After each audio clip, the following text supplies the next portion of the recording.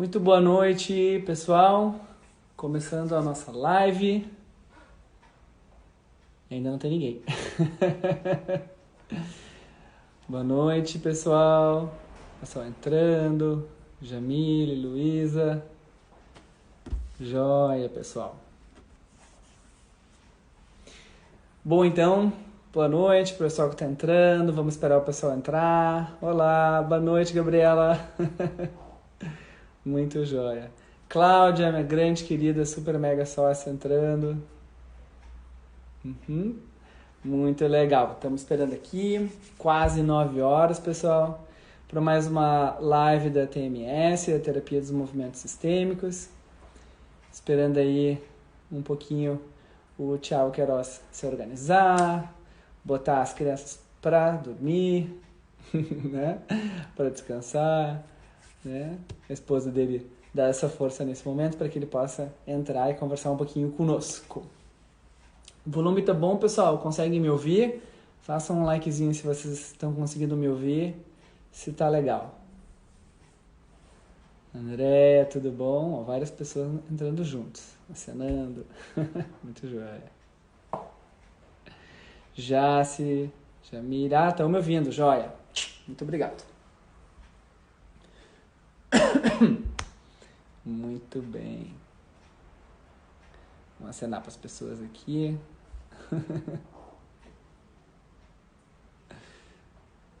Muito legal. Valeu, pessoal. Obrigado. Tainá. Muito legal. Vamos esperando então mais um pouquinho. Enquanto o Thiago vai se organizando para poder entrar. Então, queria só falar um pouquinho da TMS. Então, a TMS é a Terapia dos Movimentos Sistêmicos. Olha, Vera, tudo bom? Organizado por mim, Eduardo Lomando, psicólogo, pela professora e psicóloga Cláudia Cigarã, minha sócia e amiga, e que estamos contando também com nossos dois grandes queridos, Matheus Cigarã, filho da Cláudia, e Cora Salt, minha prima afilhada, que estão trabalhando conosco agora. Ingrid, tudo bom? E estamos nos organizando, então, para começar essa live, esperando o Thiago entrar para que a gente possa então começar aí a nossa entrevista.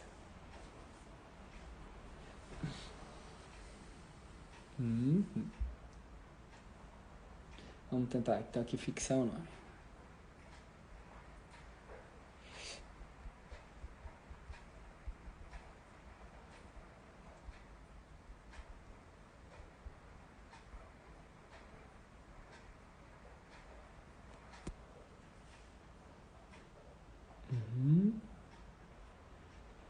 Feito. Olá, pessoal, tudo bom? Vamos fixar o nome da live.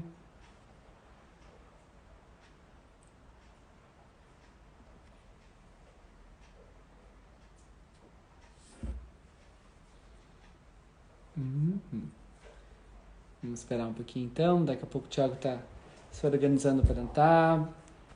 Muito bem. Pessoal, tudo bom? Vive? Joia.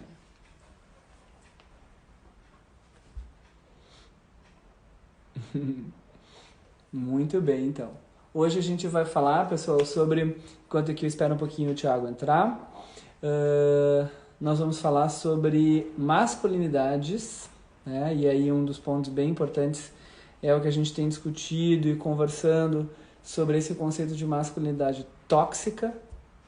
E nós vamos falar sobre paternidade, né? Parentalidade masculina. Quem vai estar conosco aqui participando é o Thiago Queiroz. Daqui a pouco ele entra e aí a gente bota ele para conversar conosco. E acho que é super importante assim, o Thiago Queiroz, depois eu vou apresentar ele mais claro. O Thiago Queiroz é uma pessoa muito especial, um cara assim, jóia, inteligentérrimo, né? Ele é dono e autor do site Paizinho Vírgula e do podcast dentro do site, obviamente, chamado Tricô de Paz, que é um podcast super jóia, um podcast supimpa, como a gente chama. Né? E esse podcast é um podcast onde eles têm já há alguns anos assim, conversado e trazido a experiência deles como homens na relação com a parentalidade, né? Ou seja, com relação com como criar crianças sendo homens, a partir de tudo que a gente viveu, a partir do que a gente quer repetir e do que a gente não quer repetir. Vamos esperar. Vamos ver se o Thiago tá aí. O que é esse aqui? Transmitir ao vivo com... Mas não tá ainda. Thiago, onde está você? Daqui a pouco ele vai entrar aí.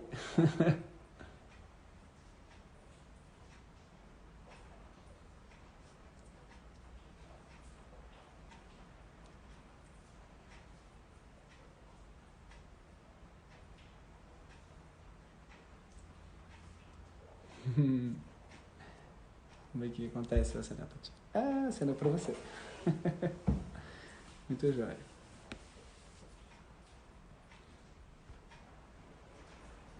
Muito bem, vamos esperar então o Thiago entrar para a gente poder conversar.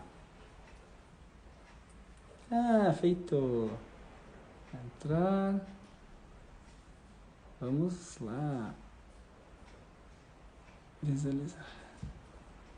Jairzinho. Tchau, Queiroz. Está entrando conosco.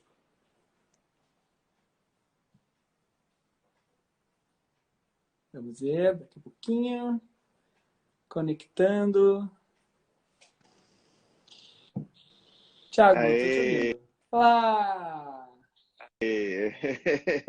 Conseguimos!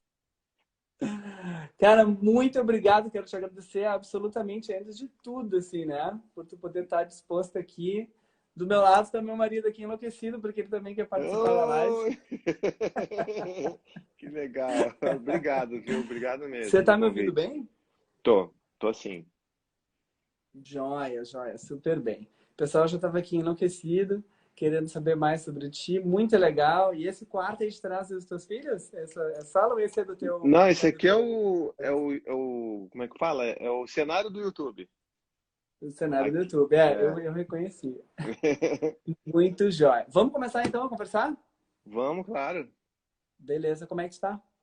Também, estamos cansados nessa sexta-feira, né? Acabei de sair das crianças, tomei um banho rápido, vim pra cá. Eu imagino. Thiago, não, então assim, ó, muito obrigado por ter despendido esse tempo conosco. A ideia também não é a gente se alongar, porque eu sei que tu tem toda a tua vida, todo o teu canal, todas as tuas coisas, mas é a gente poder, assim, botar cada vez mais esse tema em pauta, assim, né?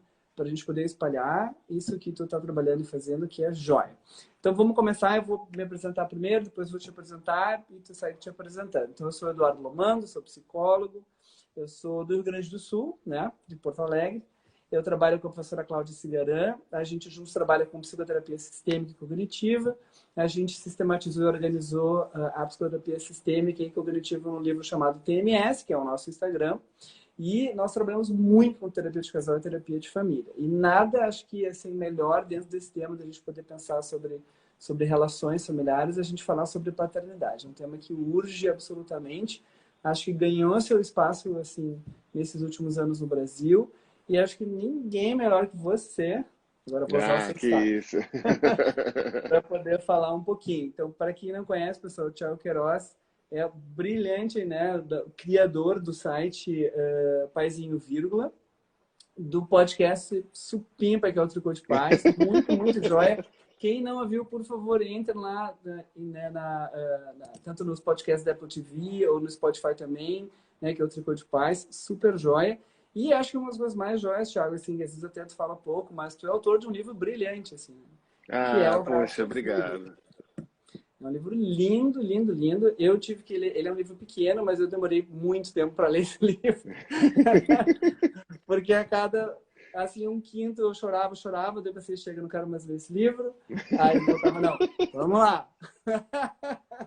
Porque é um livro muito tocante, tu compartilha a tua experiência. E a tua experiência, Thiago, é a experiência de muitos usuários. Muitos, né? Independente da orientação sexual, da identidade de gênero, é a experiência de muitos de nós, né? Mas, o que tu gostaria de te apresentar sobre ti mesmo, na fila do pão, como vocês gostam de falar em Depois disso tudo que você falou, não tem mais nada para falar. De fato, eu acho que a gente faz, não é querendo, enfim, ser pedante, mas quando a gente faz tanta coisa, você sabe muito bem que você está perto, né? Você tá ali no nosso grupo de ouvintes e apoiadores do tricô, é tanta coisa que você às vezes, de fato esquece, né? Por cansaço e exaustão mental das coisas que você faz.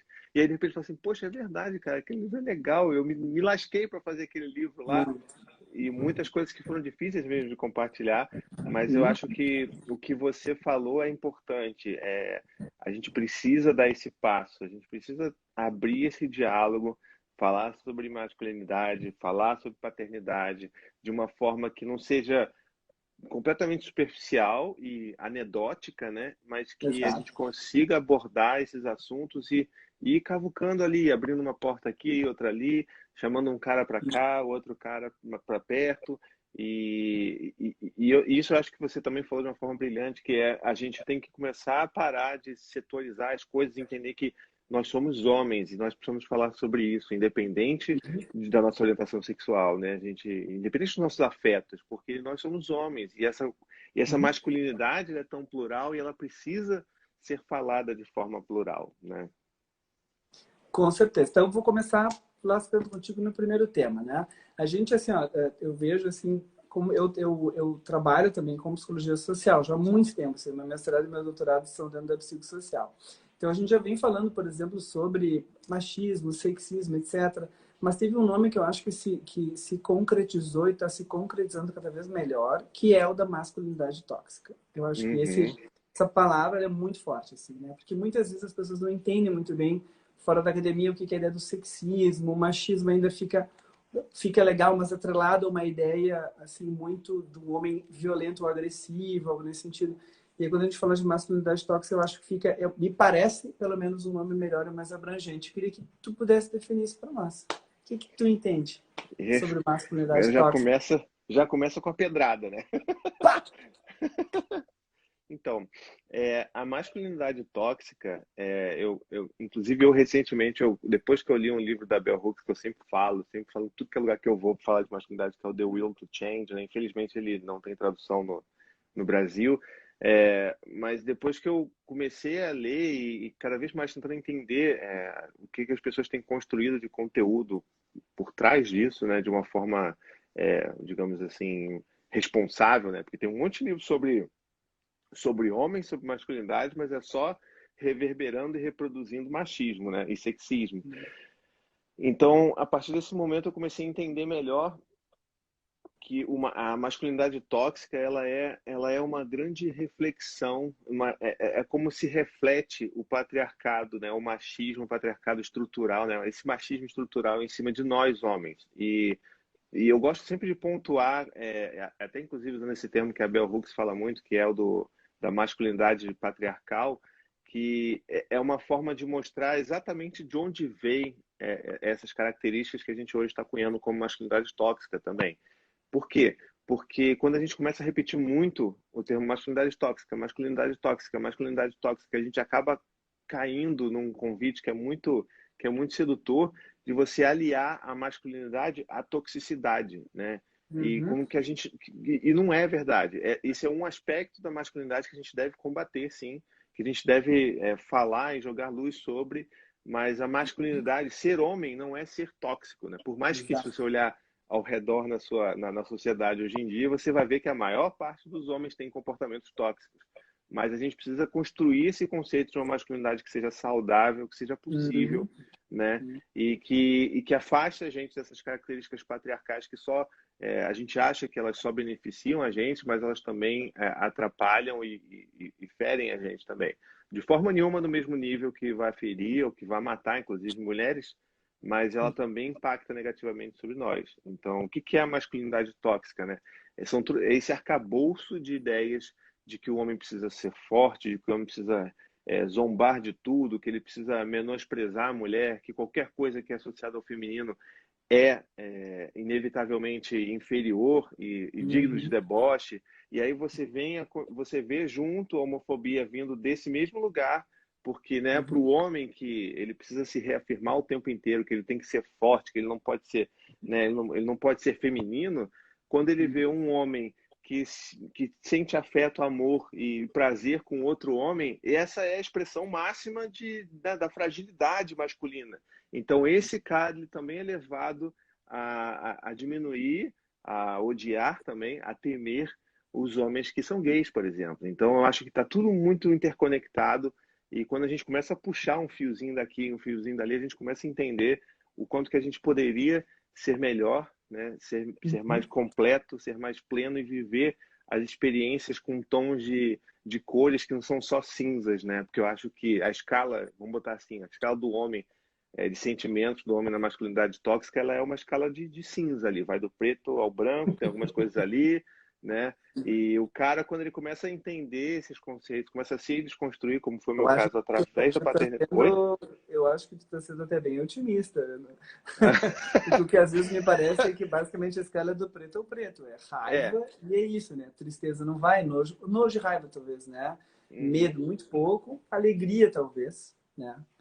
Um pouco, Então mas são amor, pouquíssimas coisas. amor não necessariamente. Não, de forma alguma. E Uhum. frustração, Uhum. toda essa gama, né, vergonha, todas essas coisas não são identificadas, né? É tudo uma coisa que você tem que reprimir e demonstrar superioridade, demonstrar força.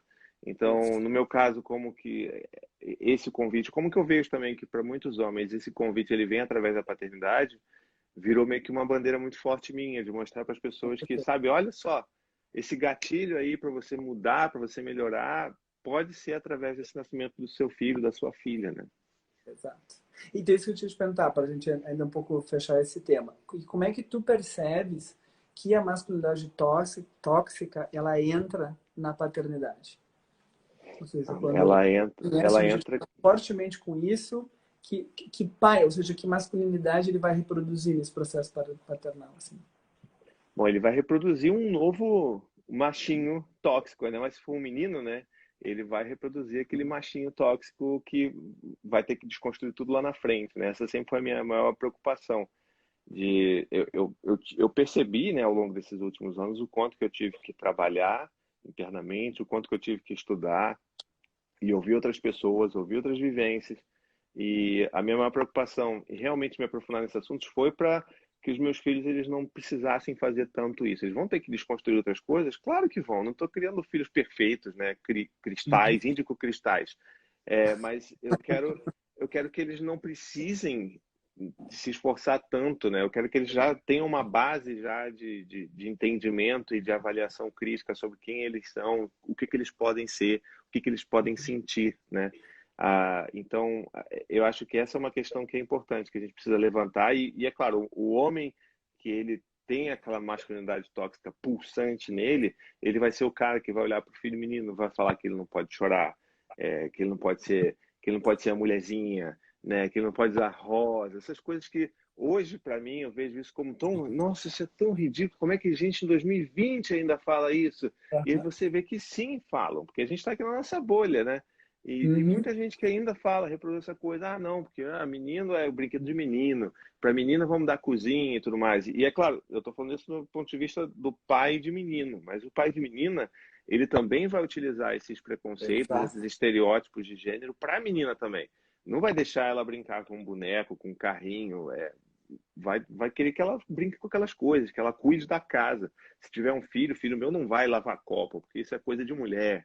Então, e levando isso pro aspecto do relacionamento, como eu vejo também muitas pessoas falando, ele vai, obviamente, sobrecarregar muito mais a mulher, né? Porque Com ele está certeza. ali com a mulher, porque Sim, ele não vai, ainda mais em quarentena, a gente tem visto isso, né? O cara se tranca num sim. quarto e fica 8 horas ali cravado, não sai por nada, grita com a mulher se as crianças estão gritando, e tudo isso vem desse lugar de que o homem macho ele tem que ser agressivo e dominante, né? Então, todas essas coisas a gente precisa combater, a gente precisa mostrar e a gente precisa principalmente mostrar para as pessoas, principalmente para esses caras, que quando eles largam mão desse lugar, é claro que eles vão perder privilégio, né? Eles não vão ser entendidos pelos seus pares, como eu não sou entendido pelos meus pares do trabalho. Eles me acham esquisitas, né? E tá tudo bem você fazer isso, porque o que você ganha quando você abre mão disso tudo, é muito mais poderoso do que se O você que tu vê estivesse que as reproduzindo. pessoas, o que os homens podem ganhar, por exemplo, se eles abrem mão, ou seja, que outros privilégios eles podem ganhar, abrindo mão desse privilégio do patriarcado, seja da Uhum. dominação, da provisão, do poder do dinheiro. ele pode ganhar uma vida mais saudável, sabe? Uhum. Você tem noção do que a gente está falando? É tão básico como É viver tão uma vida básico, mais né? saudável. Porque assim, Sim. significa eu poder me cuidar, eu poder cuidar da minha saúde, eu poder ir no médico se eu estiver sentindo alguma coisa esquisita, como muitos homens não fazem, né? Não fazem avaliação periódica, não sente alguma coisa, vê alguma coisa no seu pênis, não vou fazer, porque ninguém mexe no meu pênis e tal. Então, ou até no próprio ânus, né? E aí tem outras grandes preocupações, como até o próprio teste, né? Que todo mundo fala, vai levar dedado, não sei o quê. E aí tem vários caras que poderiam estar se cuidando, se tratando com tanto tempo de antecedência, mas nunca fizeram porque nunca fizeram o exame, porque acham que só o exame de sangue vai resolver, né? Então, para o exame de próstata, que eu quero dizer.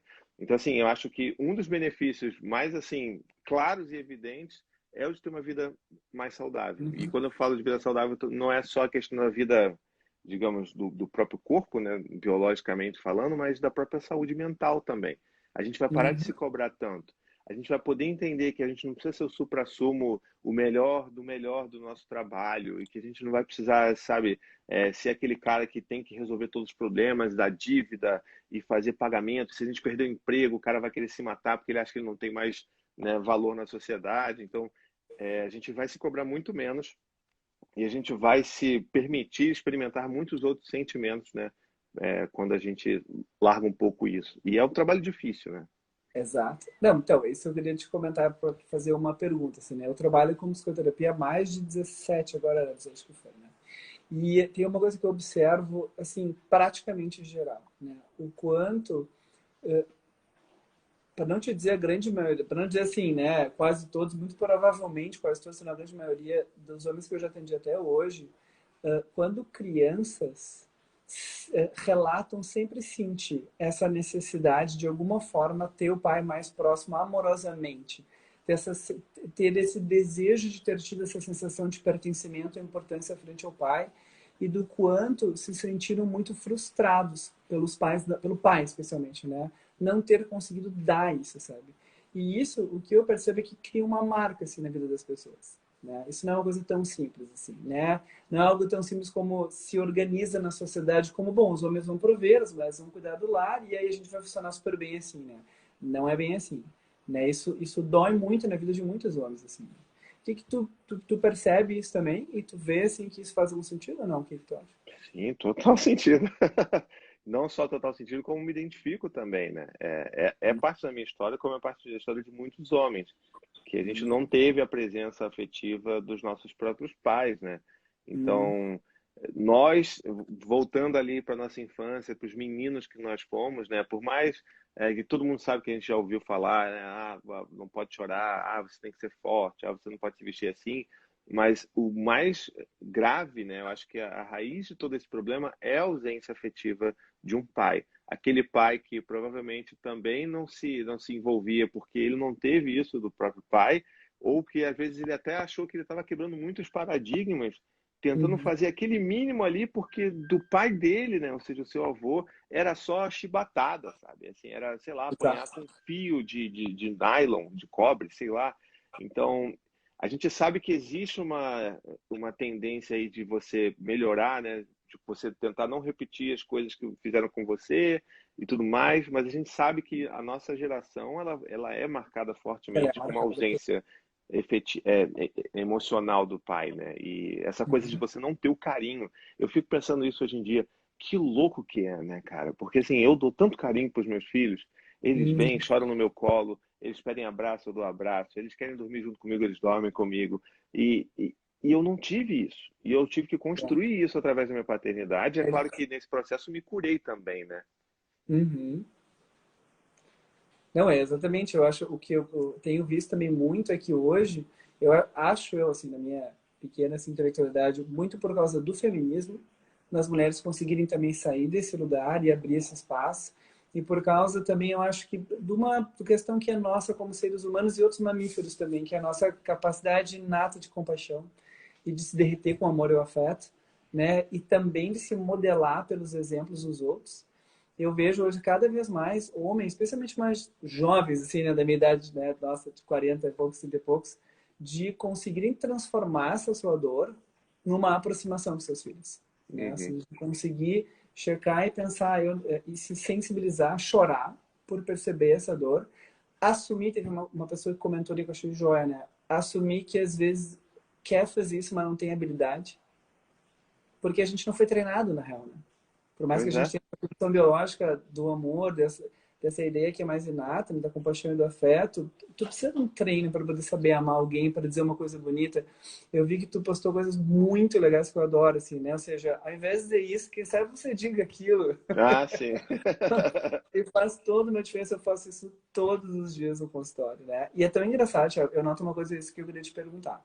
A grande maioria das pessoas que eu atendo, quando eu trabalho, por exemplo, com a CNV, né, ou com a disciplina positiva, para ajudar as pessoas a falarem de uma forma diferente, muitas pessoas me dizem, ah, Eduardo, mas isso que você está falando é tão artificial, eu nunca falei assim, né? Eu não sou assim, se eu falar assim, parece que vai ser meio um robô, assim, né?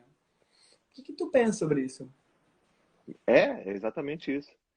Faz parte do processo, né, de você aprender uma nova forma de se comunicar.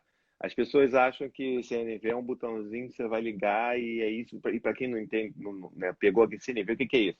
CNV é uma forma de se comunicar utilizando o não julgamento, a empatia, a escuta empática, principalmente foi desenvolvida pelo Marshall Rosenberg há alguns anos atrás já. Então, é a sigla de comunicação não violenta. Aí todo mundo já Isso, está no mesmo barco. tá dentro. E assim, para mim, a CNV, ela é como já vi em alguns livros também, é a linguagem do amor, né? É uma forma de você se comunicar através do amor, da compaixão e do afeto. E como qualquer outra linguagem, vai ser difícil você, sabe, construir isso daí. Ninguém começou a estudar inglês, por exemplo, e saiu falando fluentemente, né? As pessoas falam de forma truncada, falam parecendo um robozinho mesmo, sabe? Então, da mesma forma vai ser quando for o CNV. Eu tive isso, né? Porque assim, é o que você falou, através da minha paternidade eu comecei a estudar muito, passei por CNV, por vários livros de psicólogos que eu hoje admiro bastante, Criação e com fui tentando apego, né? criação com Disciplina positiva. apego, disciplina positiva, todas essas coisas me ajudaram a entender qual que seria o meu papel e o que eu poderia viver e ser, né?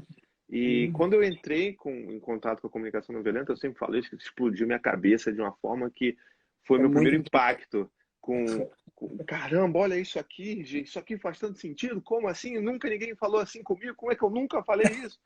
Eu preciso botar isso em prática. E era exatamente desse jeito, cara. Eu falava truncado, porque eu tenho uma estrutura para se comunicar, né? Que Claro, é a observação sem julgamento, é você falar os sobre a sua sentimentos. necessidade, sobre os seus sentimentos e fazer um pedido É, genuíno, o né? podcast que tu faz, eu acho que é com o. Com o Vitor, não é? Eu acho que é com o Vitor, é divertidíssimo, assim, né? Porque A gente ele fez fica episódio. abismado como tu consegue falar. Parece é muito divertido, porque o Vitor é muito engraçado por si só. É. Mas tu fala de uma forma. Porque as pessoas têm isso, né? De quando começa a trabalhar também no consultório, parece que é tão robótico. Mas aí nesse podcast, tu fala de uma forma tão tranquila, tipo assim, que mostra que dá para falar dessa forma, Pois né? é. A ideia de poder ter esses 4 passos é para didaticamente guiar as pessoas, porque senão também ficaria muito maluco, assim, sem saber o que que é, né? Mas é Sim, muito.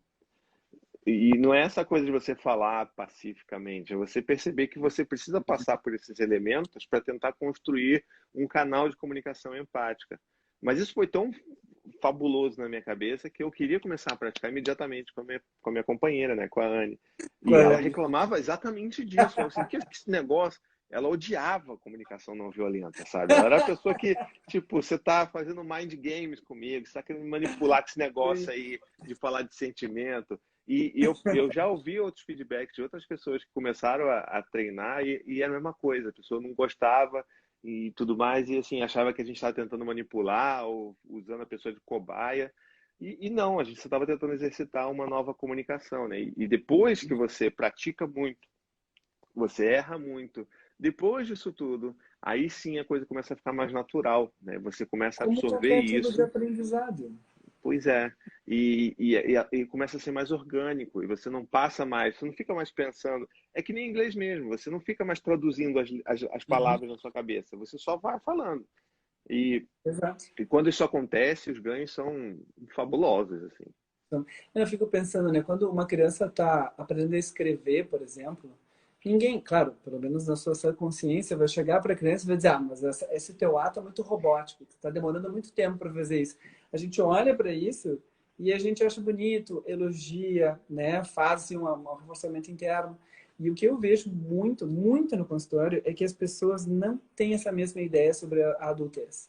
As pessoas partem Não. do pressuposto de que, como a gente é adulto, e até vou te dizer assim, até por teorias e algumas coisas assim psicológicas não tão muito legais, que traz uma ideia de que a gente já estaria, em princípio, desenvolvido, fechado no final da adolescência. E isso cria uma representação nas pessoas de que o adulto não precisa aprender, ou não pode aprender, né? Ou que o adulto, quando faz algo que é do processo de aprendizado, é artificial. Ninguém fala de uma criança, que uma criança é artificial quando ela está aprendendo, né? Perfeito. E aí tu vai para qualquer teórica do aprendizado, vai para o Piaget, vai para o Vygotsky, todos eles falam, nenhum deles fala que o aprendizado tem fim, assim, né? A gente aprende até o fim da nossa vida, né? Mas, e Pois claro, é. como você falou, né?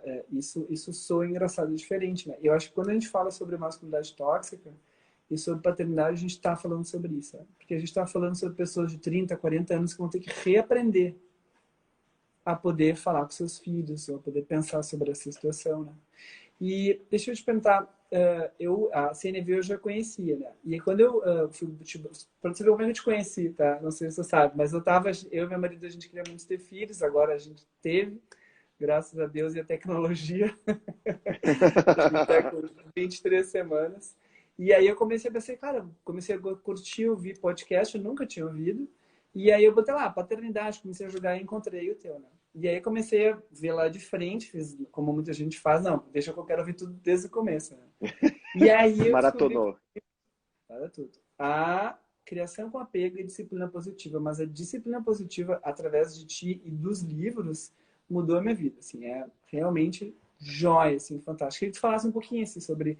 Porque acho também, assim, é legal a gente falar sobre essa masculinidade, mas muitas vezes os pais entendem, concordam, mas não sabem como fazer. Aí Uhum, entra na coisa do método, assim, né? Que é importante. uhum. Tu acha que a disciplina positiva pode ser uma forma, obviamente, da CNV, de poder ajudar os pais a Sim, sem poder dúvida alguma. Sem se dúvida conectar com seus alguma. filhos, né?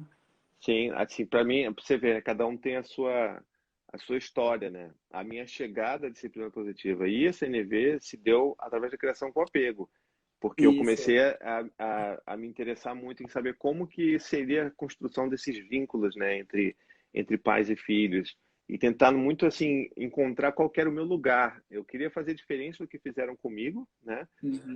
em termos de educação, em termos até de relacionamento, mas não sabia como. E se você, né, você sabe muito bem disso. Se você ainda olha para fora, assim, para a internet, você vai ver que a maior parte do conteúdo que é produzido, ele é voltado especificamente para mães. E não existe nenhum problema com relação a isso em si, né? Mas o fato é, se a gente tem alguns pais que estão tentando buscar alguma coisa, né? Uhum. Buscar uma forma de criar diferente, eles também precisam de alguma coisa que seja um pouco mais plural, digamos assim. Porque, de fato, assim, o que a gente vai falar em criação com apego, em disciplina positiva, isso serve tanto para pais e para mães, né? Só que como a gente vive nessa sociedade patriarcal, machista, que Sim. diz que Exato. quem tem que se informar sobre criação de filhos é a mulher, É a né? Então mulher. é óbvio que os conteúdos eles vão estar voltados para o público-alvo, né? Público-alvo, digamos assim. Então, parte desse meu trabalho, da minha missão, é tentar traduzir todas essas coisas que eu aprendo, seja em disciplina positiva, CNV, coisas que eu aprendo sobre machismo, né? Sobre masculinidade tóxica, e tentar traduzir isso de uma forma que seja palatável para as pessoas consumirem, né? E, enfim, Uhum. conseguirem se transformar também, porque é aquilo que a gente sempre fala, eu posso fazer 1000 postzinhos daqueles que você adora, do evite dizer isso, diga aquilo, eu posso fazer 1000 textinhos bonitinhos falando sobre como que eu me lido com os meus filhos, vídeos explicando, posso até criar um curso online gratuito. Se a pessoa não quiser, ela não vai absorver aquele conteúdo, porque o primeiro passo tem que ser dela, né? De ir lá atrás e buscar e se informar. Então, dito isso, a gente vê que a disciplina positiva ela oferece ferramentas práticas muito legais para a gente criar uma relação respeitosa com os nossos filhos, né? Porque a gente sai de um modelo que ou é muito permissivo ou muito autoritário, né? A Uhum. gente, assim, a gente vê isso E é esse acontecendo. balanço do sexismo, né? O autoritarismo do pai, que retroalimenta essa permissividade muitas vezes da mãe, ou representada pelo feminino, e isso se reconecta, né? Exatamente. Normalmente é isso. O cara que vai contar a história do seu pai é uma história de uma participação muito autoritária na vida daquela criança durante a infância, né? Então a gente tenta mudar isso, encontrar um balanço. E aí a disciplina positiva, que é esse termo que foi criado pela Jane Nelson há, sei lá, mais de 20 anos atrás, utilizando Uhum. muito dos estudos de Rudolf Dreikurs, Alfred Adler, que são teóricos importantíssimos, né, para o campo da psicologia. Que E aí não você come... são valorizados na psicologia, Thiago. Eu Não, fui não ler são. sobre Dreyfus quando depois fui ler sobre psicologia positiva. Porque na psicologia são tomados como assim, são pessoas que escreveram alguma ficção e tchau. Né? Vou dizer o que realmente é psicanálise, Freud, Lacan, que é realmente psicoterapia. E eu estava vendo, gente, eu comecei a ler disciplina positiva, entendi tudo, muitas das coisas que ela traz ali eu já conhecia a teoria, mas não essa organização do método. Eu comecei a aplicar com os casais que eu atendo, que a maioria das pessoas que eu atendo são casais, né? E foi incrível. A mudança do processo de paternidade, parentalidade, né? Porque tem as mães também com a disciplina positiva, foi incrível, fantástico, assim. É muito, muito bom, assim. Até tinha uma pessoa perguntando assim aqui que eu achei joia, né? O difícil é manter a disciplina positiva. O que tu acha disso? Porque a disciplina positiva, apesar dos nossos apaixonamentos, ela tem um dark side, assim, né? O que tu acha Tem, disso? como tudo, né? Como tu... Eu acho que assim, a disciplina positiva, ela não tem nada de tranquilinho. Ela é muito mais difícil. As pessoas acham que, assim, eu vi alguém aqui comentando, é muito fácil, você aplica e já tem um resultado direto. Que bom para essa pessoa, que eu não esqueci o nome que estava aqui aparecendo. Mas que bom que foi assim, porque para muita gente não é. E esse que é o maior problema, porque às vezes quando você vai mudar a forma como você responde a algum tipo de situação com seu filho, né? Se você, sei lá, se o seu filho joga comida no chão e ele sempre foi colocado de castigo, e aí você começa, não, agora eu vou mudar. Agora baixou aqui o santo da disciplina positiva, baixou aqui a Jane Nelson em mim, eu agora vou só no diálogo. Essa criança ela vai tentar resistir a qualquer mudança que está ali no Uhum. padrão de relacionamento, né? Ela vai testar para saber se aquilo é para valer ou não. Então, na real, você fazer essa mudança de chave, ela é muito difícil. E é preciso que as pessoas saibam que é difícil, porque a gente, enquanto pais, vai precisar lidar com essa frustração de tentar desesperadamente mudar e melhorar alguma coisa na vida dos nossos filhos e na nossa vida e ficar batendo na parede sempre porque putz, não está funcionando. Então é difícil, é cansativo, exige uma coisa que é muito cara para nós, que é o tempo e a disponibilidade emocional. Sabe, é muito mais fácil você dar um grito com seu filho e mandar ele para o quarto dele. É muito mais fácil você falar, não quero saber, sai de perto de mim. Agora, você está toda hora perto ali, disponível, tentando ouvir, tentando entender o que está acontecendo por trás daquele irmão Uhum. que bateu no outro irmão e Exato. resistir àquele ímpeto quase que impossível de De resistir, achar um de você lado, né? botar, exatamente, de achar um culpado e uma vítima. Então, assim, isso é muito difícil. Agora, é claro, os benefícios são maravilhosos. Você vê crianças que têm uma inteligência emocional muito superior à minha de poucos anos atrás, sabe? Tipo, o Dante, com 7 anos, ele tem muito mais inteligência emocional do que eu com 30, sabe? Eu tive que construir isso tudo. Então, é um Ele é benefício capaz de te gigantesco para a ajudar esse criança. processo. Eu lembro que tu, quando acho que Não, no como livro, já ali ajudou sobre várias quando vezes. a Maia estava assim mais sensível, né? Isso é muito joia. E, sabe, uma coisa que é incrível assim, quando eu dou aula sobre pensamento sistêmico, cartesianismo, eu sempre dou esse mesmo exemplo, né? A gente tem, por exemplo, uma tecnologia absoluta que tu tá no Rio, né? Uhum, show. Eu consigo falar ao vivo contigo, tu consegue falar ao vivo comigo, tem 86 pessoas seguindo. A gente, daqui a pouco, daqui a uns 5, 6 anos, a gente vai estar em holograma na frente do outro. E as Né? pessoas não sabem entender que aquela coisa horrorosa que elas acham que a raiva é tristeza, que a tristeza serve para elas pensarem e para elas gerarem empatia na outra pessoa. Coisas muito simples, assim. Então, Pois esse é. deslocamento é absurdo, assim. É incrível isso, assim, né? E é bem como você está trazendo. Quando a gente começa a ensinar isso para as crianças, é algo tão simples. Só que, na verdade, nunca foi ensinado para a gente.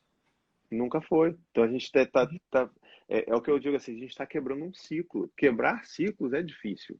sabe? Uhum. Quebrar um ciclo de permissividade, de autoritarismo, um ciclo de violência, porque quantas pessoas não foram educadas através da palmada? Então, quebrar esse ciclo é dificílimo. Mas quando você começa, é a mesma coisa que você nem vê. Quando a coisa começa a andar e você começa a ver os benefícios, aí você, opa, não, realmente está funcionando. É difícil, mas está funcionando. E é inacreditável, assim, você ver o tipo de resultado que isso causa, né? E eu, por exemplo, como tenho três filhos, né, e dois mais velhos, numa idade próxima, você vê como que essas ferramentas que nós utilizamos com eles, eles começam a utilizar entre si, sabe? Entre si. Para resolver os seus Bonito. microconflitos e tentar se ajudar. Então, às vezes, um machuca o outro sem querer, aí de repente, assim, sei lá, aconteceu ontem ou anteontem, eu estava na cozinha com a Anne, com a Maia no colo, e aí de repente chega o Dante com um cortezinho assim no dedo, porque eles estavam mexendo em fichário, sabe aquele fichário que abre e fecha? Aí ele se Sim. cortou, e aí o Ficou. Gael estava assim muito preocupado, sabe? O Gael estava pior do que o Dante, que era a pessoa que estava machucada. E estava, ai, tá machucado, tá sangrando, deixa eu cuidar, vamos botar gelo. E aí você vê como que é bonito ver isso, sabe? Porque a gente está construindo uma relação, incentivando que eles construam um vínculo que, sabe, vai durar a vida toda. Ao contrário do Uhum. que foi feito comigo, com meu irmão, por exemplo. Então, Uhum. tudo está conectado, né? Uhum. Exatamente. Muito jóia. O pessoal tá super comentando aqui junto conosco. É, eu Acho não que... consigo acompanhar, desculpa. Não, Eu não, vou, não vou tem deixar com problema. você acompanhar aí. Não, não, eu estou acompanhando, mas são frases super positivas no sentido de mais de reforçar. E deixa eu te fazer uma última pergunta para a gente já ir seguindo para o final, não quero tomar muito teu tempo.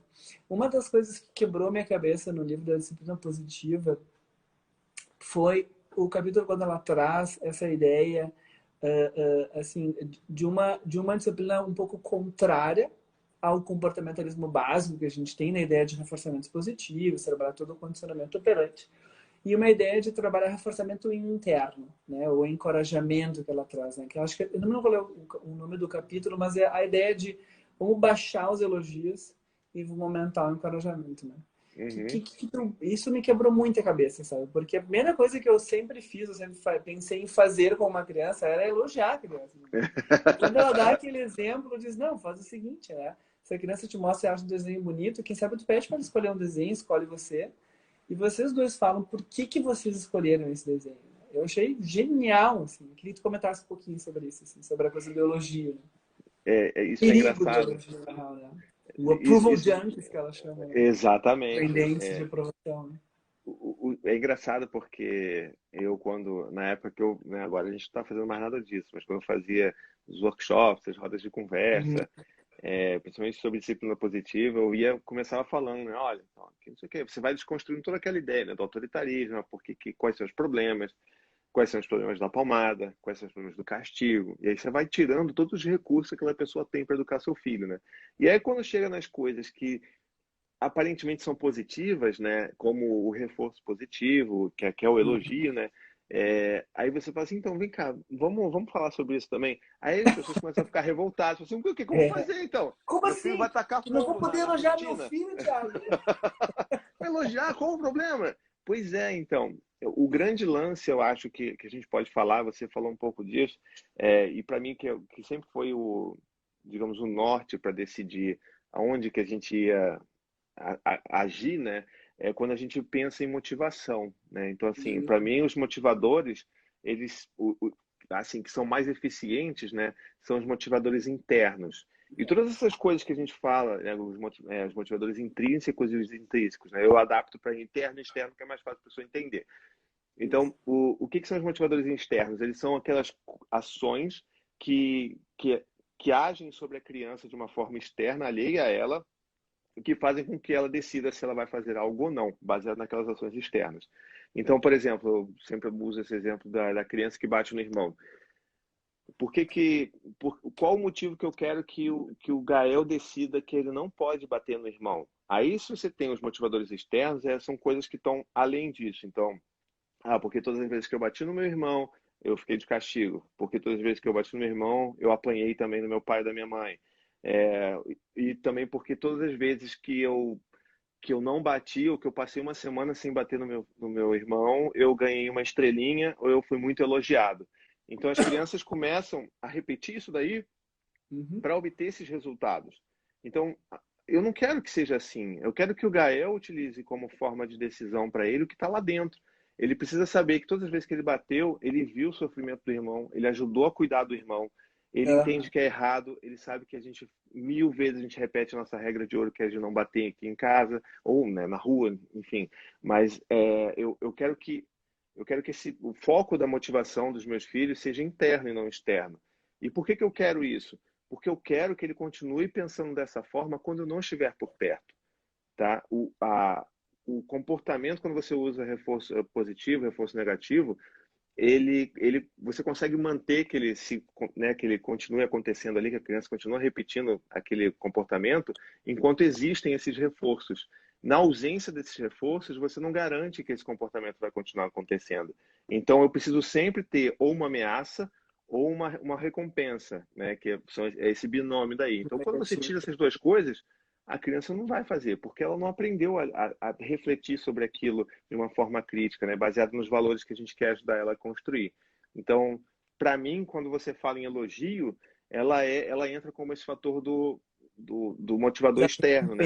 recompensa externa. Uhum. Exato, porque a criança ela vai começar a fazer tudo aquilo porque ela quer receber aquela recompensa. Eu sei disso, né? É tipo assim, é o biscoito da criança. A gente, né? Todo mundo fala, você é É um biscoiteiro. biscoito. Então, a sua criança, o Approval Junkie de 2020 é a criança biscoiteira, entendeu? Ela tá É. fazendo tudo naquela tentativa desesperada de buscar o amor e a aprovação dos seus pais. Mas isso só acontece porque aqueles pais condicionam o seu amor e a sua aprovação na forma como aquelas crianças se comportam. Quando a gente cria os nossos filhos de uma forma livre disso, e elas estão seguras do nosso amor, seguras do seu valor, elas não precisam fazer nada para segurar essa aprovação. E aí sim a gente liberta um espaço para a criança começar a avaliar o que ela faz, o que ela produz, né? E Uhum. ela mesma consiga criticar aquilo que ela faz e admirar aquilo que ela faz. Ela não precisa, o meu filho, eu não quero que meus filhos precisem de mim para admirar aquilo que eles fazem. Se o Dante escreve uma carta para o Papai Noel, é claro que eu vou ficar feliz, que eu vou vibrar. As pessoas acham que eu tenho que ser um robô, né? Ah, muito bom. O que você Uhum. achou disso? Sim, excelente. Essa linha está Fale-me o que ortogonal. isso fala sobre você. Né? Não é isso, mas tipo, você vai ficar feliz? Vai, mas eu não preciso ficar, parabéns, que perfeito isso. Sabe, é isso que eu tô falando. O que que você. Nossa, filho, olha que legal essa carta que você escreveu aqui. Poxa, eu vi que você escreveu aqui. Você começou colocando a data e o local, você, para o Papai Noel saber onde a gente tá, né? E quando que você escreveu. Então, quando você. O que eu acho que o que é o mais bacana da disciplina positiva é que ela não fala assim, joga o elogio fora, mas assim, repense o elogio. O elogio descritivo, ele é uma ferramenta muito mais poderosa por causa disso, porque se a criança vê que você está tomando tempo e a Para consideração olhar de avaliar detalhadamente o que aquilo, ela né, fez. e comentar o detalhe, né? Olha, caramba, eu vi que você desenhou o chão embaixo desse dinossauro. Que bom, porque então quer dizer que ele não está flutuando, né? E aí você Uhum. pergunta Ou para a seja, criança tu o que ela achou reconhece daquilo. isso. Exato, sabe? Então, assim, e de novo, parece Uhum. ser fácil, mas não é, porque significa que você vai ter que parar, que você vai ter que botar o teu celular, parar de ver o feed no Instagram, para olhar efetivamente no, né, parar de ver aquelas milhões de lives para você parar Fazer a para ver live lá o com o teu seu feed. filho. Então, é mais difícil, é mais trabalhoso, mas é muito mais, assim, é muito mais recompensador, não da forma que a gente está criticando aqui. Exatamente. Porque tu acha que isso pode também criar esse motivador interno nos pais, Sim, quando eles sim, fazem sim. isso? Você sente, porque assim, todo mundo quer ver o seu filho, né, eu esqueci a palavra desabrochar, né? Todo pai quer ver seu filho desabrochando. E a gente admira muito quando a gente começa a ver o senso de autoestima dos nossos filhos ser mais forte, né? Eu não gosto de falar alta e baixa autoestima, tipo, que a autoestima dos nossos filhos sejam mais inabaláveis. Então, o Dante mesmo, assim, ele tá nessa pegada né, de quarentena, de fazer sessões de Google Hangouts com a professora e os outros, né, coleguinhas de turma, e aí sempre eles combinam alguma coisa que eles vão fazer, né? E, assim, tem crianças na turma dele que, assim, tocam piano, cara, sabe? Ó, assim, eu admiro muito isso. As crianças de 7 anos tocando piriri. E aí eu fico assim, meu Deus do céu, essa criança, outra criança toca violão. E aí você fala, caramba, meu filho não sabe tocar nada. Quem disse que não sabe? Ele pediu porque ele queria participar da banda no Google Hangouts lá, pegou um monte de pote aqui, umas panelas e começou a batucar, E cara. E assim, batucou. não tá nem aí, sabe? Do ritmo dele ali, nunca fez aula de nada. Não saiu algo perfeitamente, né, auditivamente bonito, assim, vamos dizer dessa forma, mas eu fiquei muito mais feliz de ver como ele estava se sentindo Ele estava ali, se divertindo. feliz e confiante com aquilo que ele estava fazendo e sabe e não se sentiu menosprezado por não ter um instrumento ou por não dominar a técnica. E é Uhum. isso que eu busco com os meus filhos, sabe? Que eles saibam avaliar e sentir orgulho deles mesmos. Eu não tenho que ser o cara que tem que fazer que eles tenham que buscar o orgulho em mim. Eles precisam ser a fonte do próprio orgulho. Não, e tu falou uma coisa importante, assim, né? Eu não te garanto, Thiago, que às vezes uma criança de 5 6 anos que sabe tocar piano e violão tão perfeitamente, ela sabe isso porque existe realmente um dom, alguma coisa natural que vai dela. Muitas vezes o que a gente vê são crianças que percebem já esse condicionamento do amor e fazem isso em busca disso, ou são crianças que têm pais bem autoritários, né? Sim, sim. Eu brinco, É, não saber que aquilo tem a ver com o que a criança realmente gostaria. Se ela está dizendo é jóia, ou seja, deixa ele livre para ele poder experimentar e ter o prazer de fazer isso. E saber que com 7 8 anos ele não tem obrigação de saber profissionalmente tocar uma bateria, sabe? Que ele pois vai é. ter essa música, vai se divertir com isso, né? Eu acho que Eles isso são assim, crianças, né? Eles não deveriam estar tocando ópera, eles deviam estar se divertindo, né? exato. Eu acho que essa visão a gente tem pouco, sabe? Eu tenho trabalho já há um tempo com comportamento alimentar e uma das coisas que a gente fala muito é alertar as pessoas de que muitas vezes esses corpos que a gente vê na empresa são corpos que são feitos com transtornos alimentares. Não são corpos de pessoas necessariamente saudáveis, sabe? Mesma coisa, quando a gente às vezes vê uma criança assim, não necessariamente está falando de uma criança jóia, etc., que a gente vai usar como modelo. Às vezes isso é fruto de uma disciplina que não é nada positiva, que é impositiva, assim, né? Sim, sem Ou dúvida. autoritária. Estamos chegando no nosso finalzinho. Ai, Quer caramba. comentar mais alguma coisa que tu achou legal? Não, é que é joia, tu fala super bem, né? A gente tá com 92 pessoas te ouvindo, muito joia. Quer falar mais alguma Legal. coisa que tu acha que seria interessante, que tu quer deixar uma mensagem pro pessoal? Bom, queria dizer que eu estou feliz com a quantidade de homens que eu sempre fico fazendo esse teste, né? Olhando aqui mais ou menos a quantidade de homens É, tem comentando e tal, e tem uma mulheres, mas tem participação, homens. mas tem a participação dos homens aqui, a maioria de mulheres, mas é legal que os caras estejam aí. Exato. Assim, se você por acaso, é sempre uma mensagem que eu gosto de passar, se você por acaso aí é uma mãe e fica muito, enfim, decepcionada ou frustrada que o seu marido não acompanha esse seu movimento, isso é uma coisa que é bastante comum, infelizmente. Isso está ligado com o que a gente falou aqui, que é da masculinidade tóxica. Então, eu estou até para fazer um vídeo esse fim de semana para tentar ajudar um pouco as pessoas a trazerem, porque é um tipo de pergunta que eu sempre recebo, né? Ah, caramba, como é que eu faço para o meu marido ser assim? Para o meu marido se Uhum. interessar? Eu mando os vídeos, ele não vê, ele não assiste e tal. E eu acho que justamente, como a gente falou bastante do podcast aqui, que o podcast do Tricô de Paz, ele é uma ótima porta de entrada.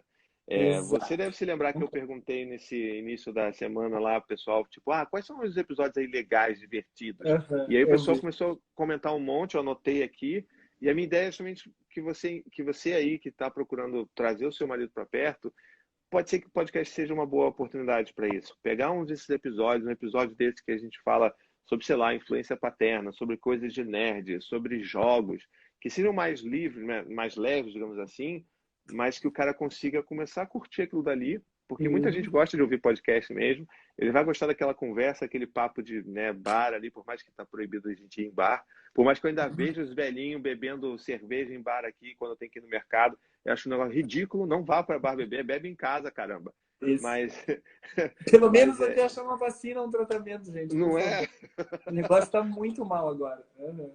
Mas assim, eu acho que o podcast ele pode ajudar nesse sentido, porque o cara vai começar a se envolver, criar esse apreço. Tem gente que gosta muito mais do Berto, muito mais do Vitor, muito mais de mim. E aí você cria aquela conexão ali com aquelas pessoas, e aí de repente vem, plau, manda logo um episódio para discutir gênero.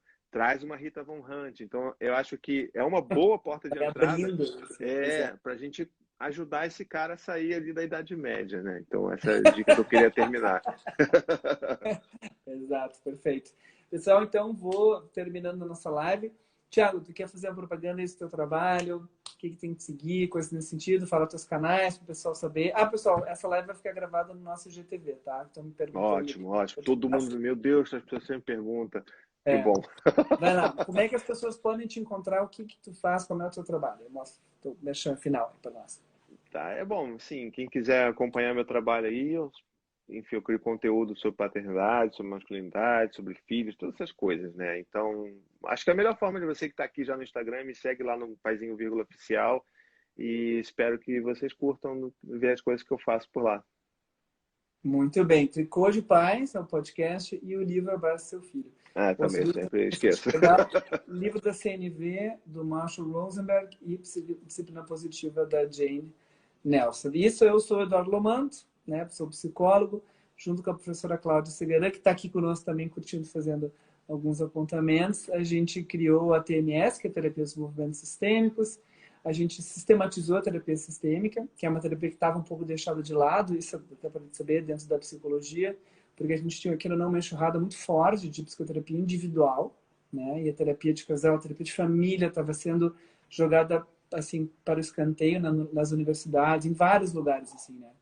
E aí a gente, como trabalha com isso há muito tempo, a gente retomou todo o que tinha de terapia sistêmica, sistematizamos um método, unimos a terapia cognitiva, a terapia dos esquemas, e aí a gente lançou esse livro. Vamos lançar um curso aí no final do ano, se tudo der certo, online. E é isso aí, pessoal. Muito obrigado por terem participado. Tiago, valeu. Eu sei que é muito difícil de poder ter tempo e espaço. Assim, ó, te agradeço do fundo do coração. Cris, quer te agradecer aqui também. Obrigado, E Thiago. Cris, eu que agradeço. Amei conversar. Queria que ele participasse mais, mas depois a gente vai fazer outro para fazer as três pessoas falando. Manda um E beijão vou fazer para um pedido Anne aqui e também. Ó. da Elva Manda. Dante para Maia. Diga, desculpa. Obrigado. Não, quero aproveitar aqui que está todo mundo vendo aqui, então vou te colocar na situação constrangedora. Eu quero receber uma cópia do seu livro. Ah, do meu livro, claro, com certeza. Love, que feio. Eu tenho o meu. Com certeza, está anotado aqui. Muito bem, meu livro. Vou Valeu. mandar para você. Pode deixar. Tiago, muito obrigado. Obrigadíssimo de Então, novo boa pelo noite. convite. Foi ótimo. Continue aí se informando, melhorando e homens sejam melhores. Sim, traga um homem, pessoal. Ah, e assim, muito importante quem está vendo aí. Se vocês não conseguirem fazer isso, pelo menos faça a pessoa sentar do seu lado e assistir o documentário. Ah, esqueci o nome do documentário agora, Silêncio Thiago. dos homens. Silêncio dos Homens. Silêncio E dos o The Homens. Mask You Live In também, é muito bom. The Mask Live. Feito. Tchau, tchau, pessoal. Tchau. Tchau, tchau, tchau.